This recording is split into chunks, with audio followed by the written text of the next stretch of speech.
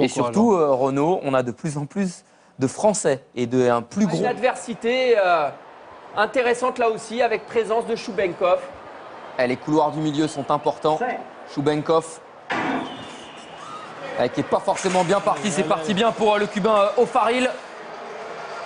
Dimitri Bascou est plutôt dans le coup. Il y a une grosse bagarre. Choubenkov est devant. Garfield Darien la bagarre avec Choubenkov, 13-23.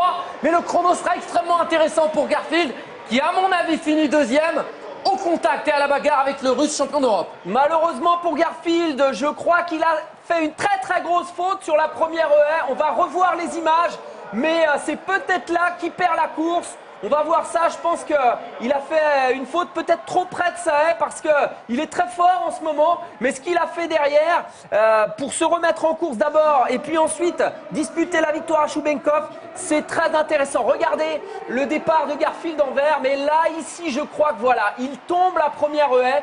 Et après, malheureusement, il y a encore une autre erreur à la troisième haie. Donc c'est loin d'être une course parfaite. Mais là, on voit qu'à la bagarre, il est en train de revenir sur Choubenkov. Et peut-être que l'énergie qu'il a laissée, les plumes qu'il a laissées sur ces deux grosses fautes techniques, eh bien, ça lui coûte la victoire. Mais en tout cas, il est très costaud. Je pense qu'il est en mesure de battre son record à 13-15.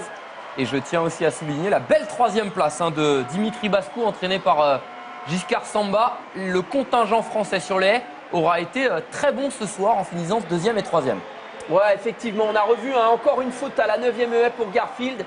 Et puis Choubenkov qui possède une course un peu plus propre, eh bien qui l'emporte. Mais Garfield, regardez, elle fait 13-23. C'est quand même un chrono. C'est Porter finalement qui prend la troisième place. On le découvre en direct en même temps que vous.